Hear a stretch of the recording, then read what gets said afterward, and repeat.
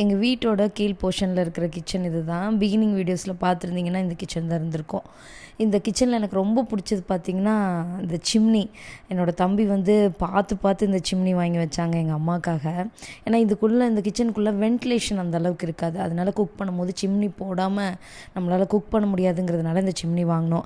எங்கள் அம்மா வந்து வீடை ரொம்ப க்ளீனாக மெயின்டைன் பண்ணுவாங்க. பட் ஆனால் எங்கள் அப்பா இறந்ததுக்கப்புறமே பார்த்திங்கன்னா அவங்க ரொம்ப சிக் ஆகிட்டாங்க. பேக் பெயின் இருந்ததுனால அப்பவும் அப்பா இறந்ததுக்கப்புறமும் ஒரு 1.5 years பல்லக்கெல்லாம் அவங்க வேலையை எப்பவும் போல் நார்மலாக பண்ணிகிட்டே இருப்பாங்க. எங்கள் அம்மாலாம் பார்த்திங்கன்னா நான் இப்போ பண்ணுறேன், இதை எங்கள் அம்மா மந்த்லி ஒன்ஸ் ஆச்சு கண்டிப்பாக பண்ணிடுவாங்க. மேலே ஏறி அந்த டைல்ஸ் எல்லாம் கழுகி அந்த இடுக்கு எந்த கேப்லேயும் ஒரு சின்ன டஸ்ட் கூட எங்கள் வீட்டில் பார்க்க முடியாது. ஒரு பாயிண்ட் வந்துச்சுங்க, பெயின் கில்லர் போட்டும் நமக்கு பெயின் நிற்கலை, ரொம்ப முடியாத ஒரு ஸ்டேஜுக்கு போயிட்டோம் அப்படிங்கும் போது தான் எங்கள் அம்மா ரெஸ்ட்டுக்கே போனாங்க.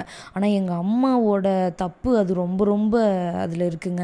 ஏன்னா ஒரு பெயின் கில்லர் போட்டுட்டு எங்கள் அம்மா பெயின் கில்லர் போட்டாலே ஒன்று புரிஞ்சுக்கோங்க, அந்த பெயினை உங்களை ஃபீல் பண்ண விடாமல் தான் பண்ணும். அந்த பெயின் ஹீல் ஆயிடுச்சுன்னு அர்த்தம் கிடையாது. ஸோ இந்த மாதிரியெல்லாம் நிறைய மிஸ்டேக்ஸ். எங்கள் அம்மா வந்து அவங்கள கேர் பண்ணிக்கவே மாட்டாங்க, ஆனால் எங்களை நல்லா கேர் பண்ணிக்குவாங்க. அப்பா, தம்பி, நான், எங்கள் வீட்டு குட்டி நாய்க்குட்டீஸ் கூட ரொம்ப வந்து பார்த்திங்கன்னா எங்கள் அம்மா தான் எல்லாமே ஆல்ரவுண்டர். ஆனால் அதோட விளைவு என்னன்னு பார்த்தீங்கன்னா இன்றைக்கி எங்கள் அம்மா அந்த பெயினில் ரொம்ப ஸ்ட்ரகிள் ஆகி மேலே வந்துட்டுருக்காங்க. பட் ப்ரேயர்ஸ், காட்ஸ் கிரேஸ், ஒரு நல்ல ட்ரீட்மெண்ட்டில் இருக்கிறாங்க. இப்போது மெடிடேஷனில் இருக்கிறாங்க. அவங்க ஹெல்த் இப்போ கொஞ்சம் அவங்க கேர் பண்ணிக்கணும்னு திங்க் பண்ணி அவங்களே செல்ஃப் கண்ட்ரோல் பண்ணி உட்கார வச்சிட்ருக்காங்க. இப்போவும் சொல்லுவாங்க, நான் எப்போ தான் எந்திரிச்சு ஒர்க் பண்ணுவேனோ என்னால் இப்படி உட்கார முடியல, எனக்கு சும்மா உட்காரவே பிடிக்கல அப்படிம்பாங்க. வாடகையே கொடுக்காம குழவி ஜன்னலில் கூடு கட்டியிருக்கு, சும்மா விடலாமா, ஒரு குத்தி அந்த கூடெல்லாம் களைச்சி விட்டுட்டு அப்படியே க்ளீனிங் கண்டினியூ பண்ணிகிட்டு இருந்தேன். எங்கள் அம்மா மட்டும் இல்லை, எங்கள் அப்பாவும் எங்கள் அம்மாவும் பார்த்திங்கன்னா ரொம்ப கஷ்டப்பட்டு சின்ன வயசுலேருந்து ஹார்ட் ஒர்க்கில் மேலே வந்த பீப்புள்.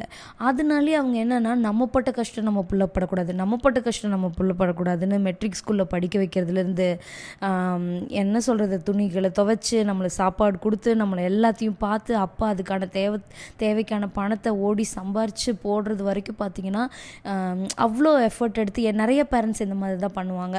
ஸோ அந்த மாதிரி ஒரு அப்பா அம்மா தான் எனக்கு. ஒரு பக்கம் கிஃப்டட்னு நினச்சாலும் ஒரு பக்கம் வந்து பார்த்திங்கன்னா இவங்க 2 பேருமே கேண்டில்ஸ் மாதிரி.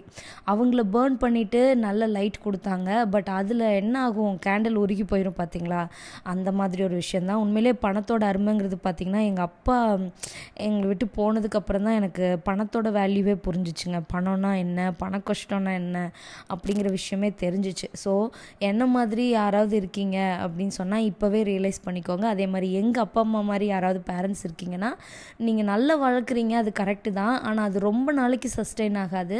ஸோ அவங்களுக்கு இப்போவே என்னென்ன கஷ்டம் என்னென்ன அப்படிங்கிறத வந்து சொல்லி கொடுத்து வளர்த்தா அவங்களுக்கு ஃப்யூச்சர் ரொம்ப நல்லாயிருக்கும் அப்படின்னு நான் நினைக்கிறேங்க. இது வந்து பார்த்திங்கன்னா என் லைஃப்பில் எனக்கு நடந்ததை வச்சு நான் ஷேர் பண்ணுற விஷயம்.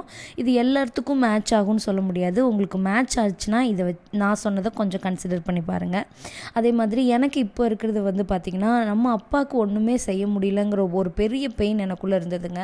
அப்படி யாராவது உங்கள் பேரண்ட்ஸ்க்கு நம்மளால் அது ரிட்டர்ன்ஸ் கொடுக்க முடியலையா, அவங்கள மிஸ் பண்ணுறோமே அப்படின்னு நினச்சிட்டு இருந்தீங்கன்னா நீங்கள் கவலைப்படுறதுனால வந்து பார்த்திங்கன்னா ரொம்ப டவுனாக ஃபீல் பண்ணுவீங்க. ஸோ கண்டிப்பாக கவலைப்படாதீங்க.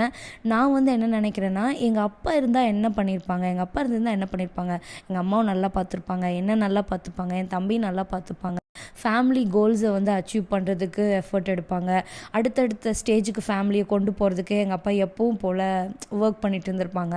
ஸோ அந்த மாதிரி ஒரு ஒர்க் வந்து நான் பண்ணணும் அப்படின்னு நினைக்கிறேன். ஆனால் இப்போ அம்மாவை கேர் பண்ணணுங்கிறதுக்காக என்னால் ஜாபுக்கு போக முடியல.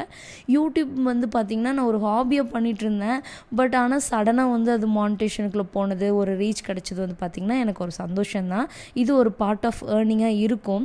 யூடியூப்புங்கிறது பார்த்திங்கன்னா பெர்மனெண்ட் இன்கம் கிடையாது, வியூஸ் பொறுத்து தான்.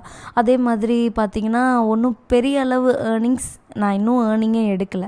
அதனால் வந்து பார்த்திங்கன்னா இதில் எனக்கு வந்து ஃபுல் டிபெண்டன்ஸ் இருக்காது. தொடர்ந்து வீடியோஸ் போட்டுக்கிட்டே இருப்பேன். ஆனால் என்னோடய எய்ம் என்னென்னு பார்த்திங்கன்னா ஒரு நல்ல ஜாபுக்கு திரும்ப எங்கள் அம்மா ஒரு ரொட்டீனுக்கு வந்ததுக்கப்புறம் போகணும்.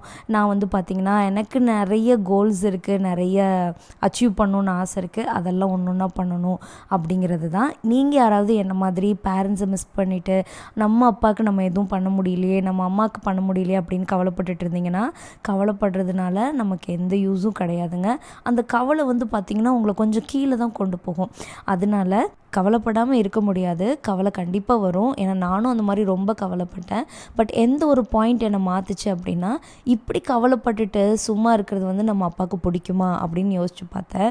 கண்டிப்பாக பிடிக்காது. எங்கள் அப்பா இவ்வளோ சாக்ரிஃபைஸ் பண்ணி இவ்வளோ ஹார்ட் ஒர்க் பண்ணது நாங்கள் ஒரு சக்ஸஸ்ஃபுல் லைஃப்பை லீட் பண்ணுங்கிறதுக்கு தான்.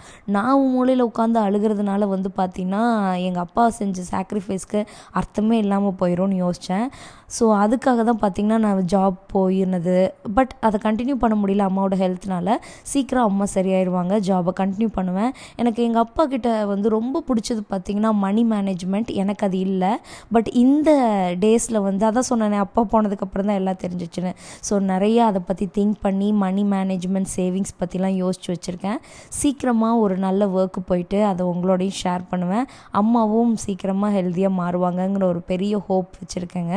நீங்கள் யாராவது இந்த வீடியோ பார்த்துட்ருக்கீங்க, கவலைப்பட்டுட்ருக்கீங்கன்னா கவலைப்படாதீங்க. சீக்கிரமாக எல்லாமே பாசிட்டிவாக நீங்கள் நினைக்கிற மாதிரி மாறும். இந்த வீடியோ பிடிச்சிருந்ததுன்னா லைக் பண்ணிடுங்க. நம்ம சேனலை இது வரைக்கும் சப்ஸ்கிரைப் பண்ணி என்னை கமெண்ட்டில் மோட்டிவேட் பண்ணுற உங்கள் எல்லாத்துக்கும் ரொம்ப ரொம்ப நன்றி. தேங்க்யூ ஃபார் வாட்சிங்.